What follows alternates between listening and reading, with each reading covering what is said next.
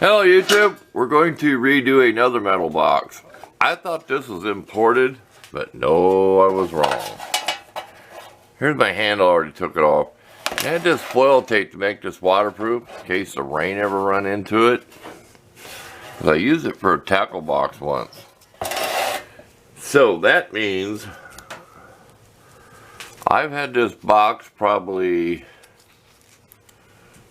bear with me, I can't even think of it. Maybe I'll think of it here, it'll come to me. Distin, my buddy, made in USA, Danville, Virginia. Come on, don't do that to the people. I may put some clear packing tape and tape this inside to save it. It doesn't really matter to me. I know what it is, but you know, future reference. I'm sure you can read that. Save on pictures.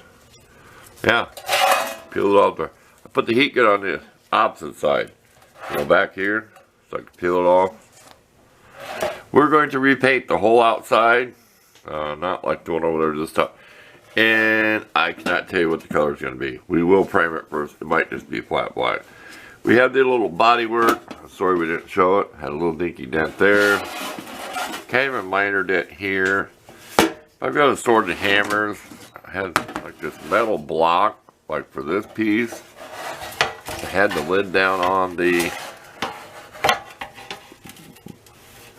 block like that. And like this hammer, it's like a ball peen.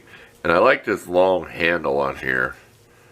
This is not an actual screwdriver, it's just a metal shaft that I put a screwdriver handle on. But you get a long reach on stuff. And a long time ago I made this machinist hammer that has different heads. And this is that hard nylon plastic, so it will actually put a dent in the tin. It'll leave a mark. So, but it's a little bit more, whatever. My handle's loose though. I mean, it's later on. I'm sure if I put a bunch of oil out, linseed oil, it will come out of it. So that's a project for another day. It's just a handle. I have a cheap hammer. Then this was all machined on the lathe. So enough of that. Okay. This is the first clip. That way I can work on it a while. So this is my first video clip of the introduction to the project. So I can wait till tomorrow to record and show you where it's sanded and everything. And this does come out. This latch, the little tabs, can you see them? That comes out of there. So stay tuned. If you're interested in watching me paint this, I'll just come back when it's sanded, when it's primed, when it's painted. Don't want to make it a big production on this job. So hang in there if you want to watch the rest here.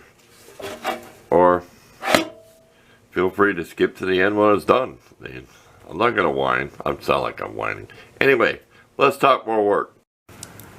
Okay, it's the next morning, about 10:30 in the morning. We got this stove roaring, and we got our fan over there, which we've never had before like that, because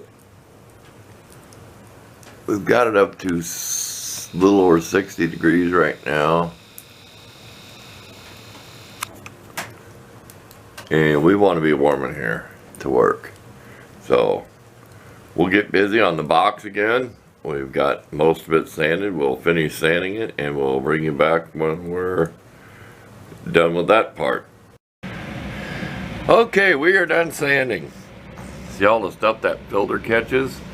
The orange? I don't know if it shows up very good. It might show up like a rust color. Excuse me. We are going to heat this up on the wood stove on the bottom. We're going to paint the bottom first. And then we're going to shoot the primer down in here, because we're not painting inside, okay? We're going to shoot the primer so it catches these edges. And what I have in here is a computer hard drive magnet, recycled. Gotta hold that shut. So there we go.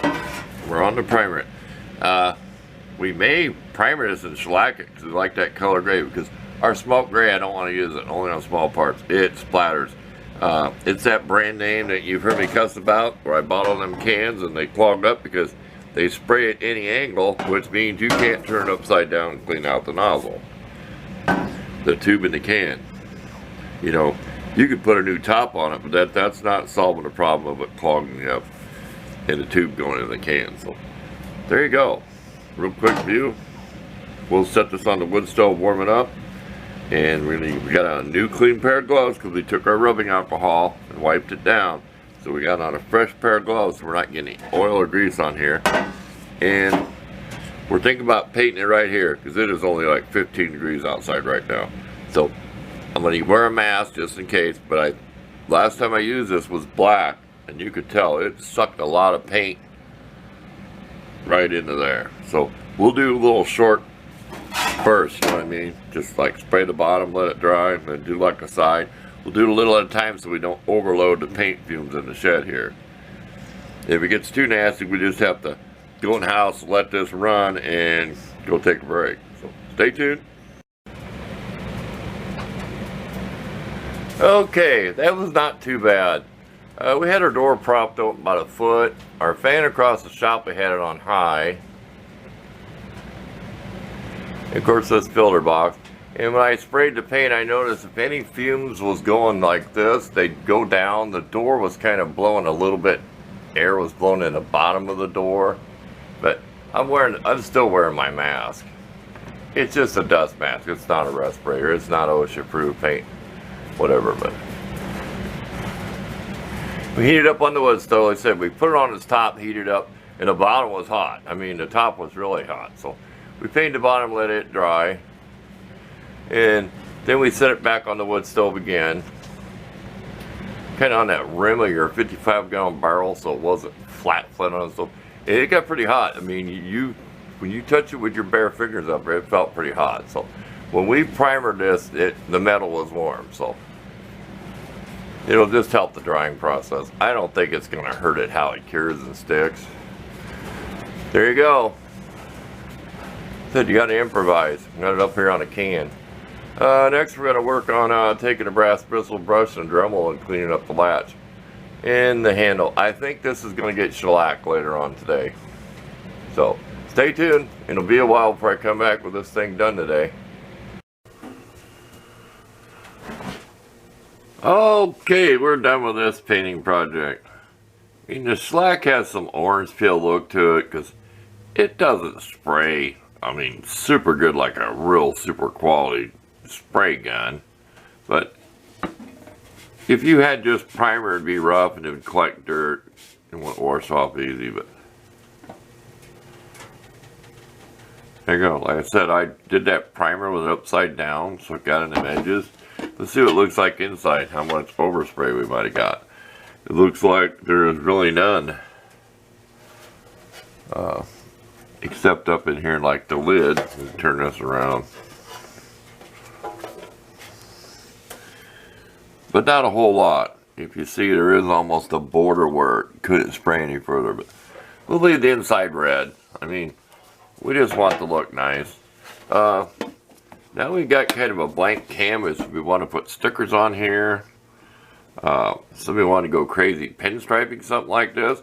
Said it's not clear coat regular paint, so I have no idea about reaction to paints. I just know I've practiced. I've shellacked bare metal before on tools. I haven't shellacked over any primer or paint. So this is an experiment on this box back here, which actually turned out a little better. I don't know what it was, the temperature or not. Because I did warm this up, and it could have been because the metal was too warm. You know, you spray on something too warm, it's going to try to dry as soon as it hits. But no, we did set it on the stove. The bottom has taken a little bit of a beating for moving around. I had it on the can, I had to touch it up. It started showing. Had on that can, I tried to turn the can, and this would turn on it, but that's the bottom. It may get another coat of shellac, so it wears better. You know you're going to be sliding around. Thing. Just painting that is doing that. So you can already see it. See where the scratches and the dirt showing up. But it's toolbox. That's what it is.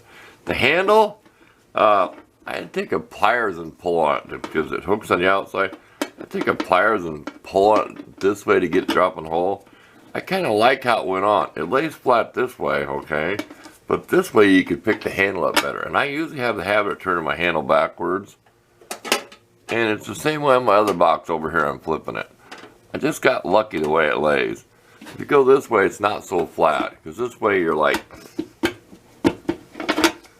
This way it sticks up a little more. But we'll put them side by side real quick. Like I said, this is an old one. Different type of latch. Different kind of construction of how this is put together right here. This was stamped out one piece, and believe me, it's not perfectly straight. It has wrinkles. It has wrinkles in the corner. How it was stamped and pulled it over, but I'm not complaining. Made in USA. I will take a picture of that label. I have to put on some clear packaging tape on something because it's curled up. So there will be a picture of the label here at the end so you can see who made this thing. But I'm happy with it, but I'm not done. I said it may be two-tone, may have some stickers put on or something. So there you go. Save these two old boxes. Thanks for watching.